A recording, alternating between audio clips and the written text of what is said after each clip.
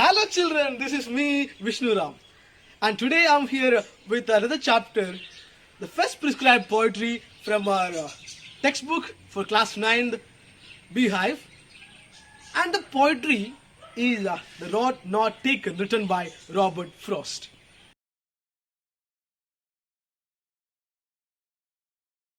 The Road Not Taken, this well-known poem, is all about choices that we make in our life that shapes us. And before getting into the chapter, let's see who is Robert Frost. Robert Lee Frost, that's his full name, and he was an American poet. Even though he was an American poet, his first works were published in England. As a poet, he won 4 Pulitzer Awards, and he got Congressional Gold Medal too. And later, he was named as the Poet Laureate of Vermont. Let's see the poem, The Road Not Taken. In the poem, the word roads, they symbolizes our life. Through the poetry, Robert Frost tried to describe his feelings about that particular choice he had left in his past. The path we choose decides our future. Whatever choices we make in the past, they actually influences the future. Suppose we took a wrong choice in the past, and in the future, obviously we are going to regret. But when we regret, understand this thing. We don't have a time machine to go back and change it. We can't go back. There is no way back to the past. So when we are making a particular choice, when we do choose a path, we must be wise enough. We must be wise enough while choosing a path. Two roads diverged in a yellow wood, and sorry I could not travel both. And be one traveller long I stood, and looked down on as far as I could, to where it bent in the undergrowth. Once, the poet, Robert Frost, he was walking down a road. Like while moving forward, he found that there was a diversion. 2 roads are in front of him. It goes in different directions. So he was confused which one to choose. And he said that in the poetry also, you may be feeling what is yellow woods means. Woods is forest, yellow is a color. The forest is being described as yellow. It gives a clear idea it all happened in the season of autumn. So our poet is standing there and looking at both the ways, and he is confused which way he need to go. Anyway, as a single person, he can only go, or he can only choose only one direction, only one path. So he stood there and looked at both the roads, both the paths, to know or understand how is the path. But he could only see an extent of the road because it is getting into that forest. So after a distance, it's not visible. The path is not visible. So this happens in our life also. When we are confronted with choices, in our life also we will get some choices sometimes. We have to choose either this one or that one. We will be like maybe having more than 3 or 4 choices. So we have to choose one. But before choosing that particular road, we will think about the pros and cons about what exactly is going to happen. If I choose this, what is going to happen? We will think about it, right?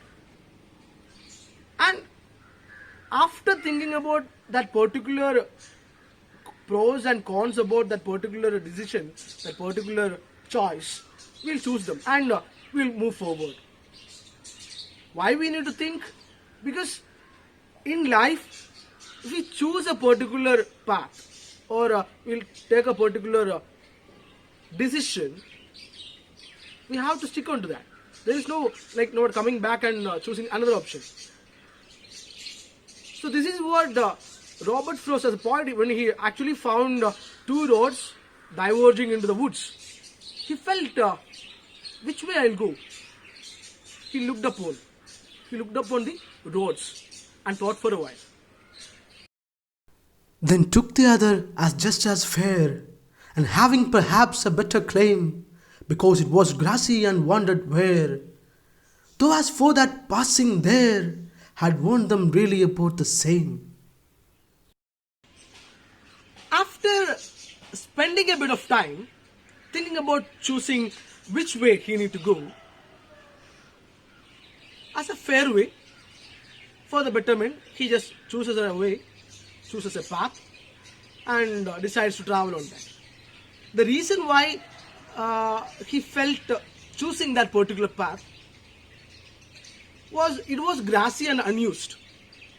I mean, not unused, like not many people use that way.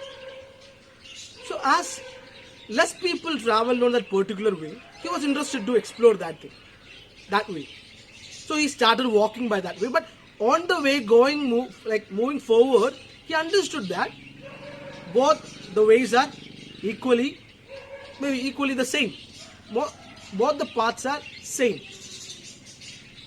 It happens to our life also. When we have choices, we look upon the choices and for the better option, we will choose a particular way, a particular path or particular decision. That particular choice, as we move forward, we will understand that this is actually, it has got disadvantages, it has advantages, it has problems, just like all the other paths. Whichever way we think that this is a better option, that will be having the same amount of disadvantages, advantages, challenges, issues, problems, everything we need to face it. We have to confront the problems and we have to face the problems and we have to solve the problems. All the paths are same, but maybe the destination will be different. The choice we make, that changes the future. And both that morning equally lay in leaves, no step had trodden black. Oh, I kept the fest for another day, yet knowing how way leads on to way. I doubted if I should ever come back. Then the poet says, both the roads, they had similarities. They had leaves over them. And no one ever stepped over that particular two roads on that very day.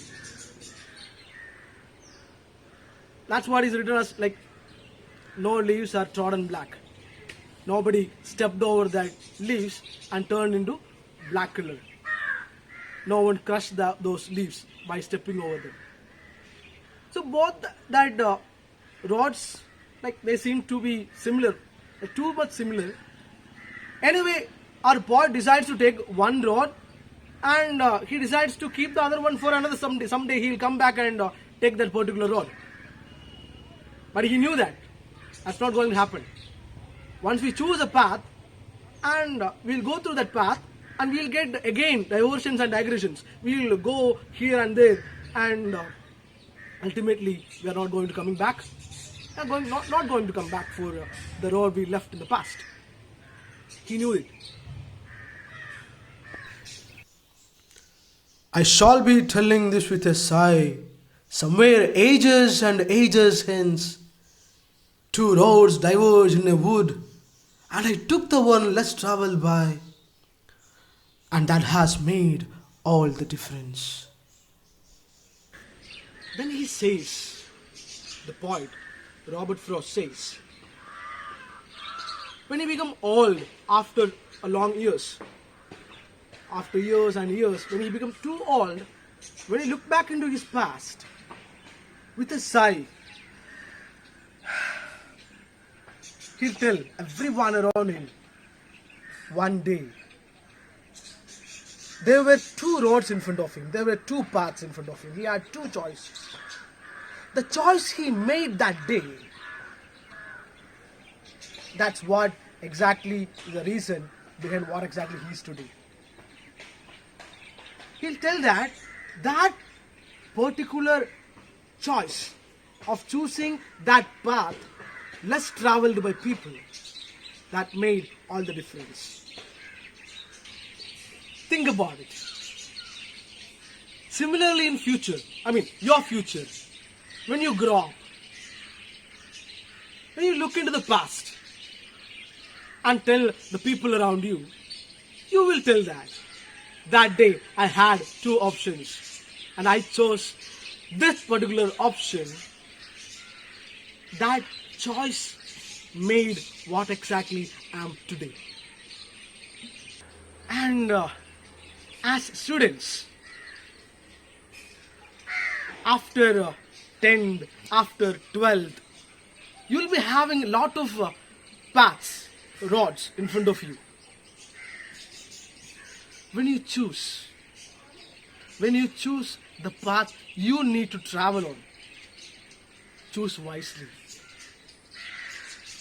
Because as our Mohanlal says, in life there are no critics. Everyone is free to choose their paths, their road, their future. The decision you take today defines what exactly you are going to become in the future. There will be multiple options, career options, for example, doctor, engineer, lawyer, teacher, a lot of things, politician. But that decision you choose, the choice you make, the path, the road you take, there is no way back. You can't come back and choose another future for you. That will be the chosen future. The chosen future by yourself, for yourself. So, whenever you choose, whenever there are roads in front of you, whenever there is roads in front of you that diverges into the woods, use wisely, choose wisely, and lead a successful life. Guys, this is the end of the chapter, The Road Not Taken, written by Robert Frost. Now, we are going to discuss about the poetic devices used in the poem, The Road Not Taken. The poem Road Not Taken has 4 stanzas having 5 lines each. In every stanza, first, third and fourth lines ends in rhyming. For example, first stanza, would, stood and could, they rhyme. That means first line, third line and fourth line, they have rhyming words at the end. Same in the case of second and fifth. In the first stanza, second line and fifth line, they rhyme. Both and undergrowth. So, we can say that the rhyming scheme of the poetry is A, B, A, A, B. Two roads represent 2 or more choices in our life. So in the poem, the 2 roads which is mentioned are not only roads but something more than that. So road act as a symbol for choices in our life. So we can say that the poet has used symbolism in the poetry. The word and is repeated at the beginning of second, third and fourth line. If a particular word is repeated at the beginning of the consecutive lines of a poetry, we can say that there is a use of anaphora.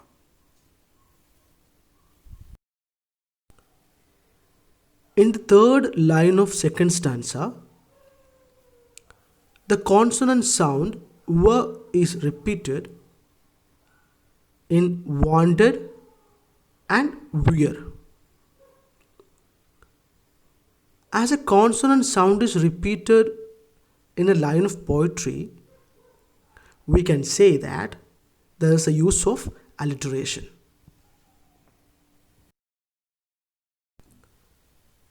In the third stanza, third line, the consonant sound F is repeated in the word first and for, and this is also an example of alliteration.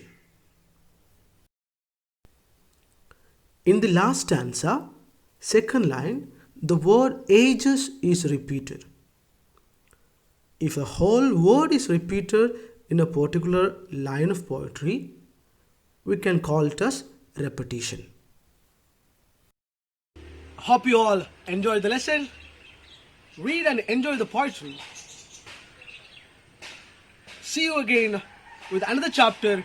Till then, bye.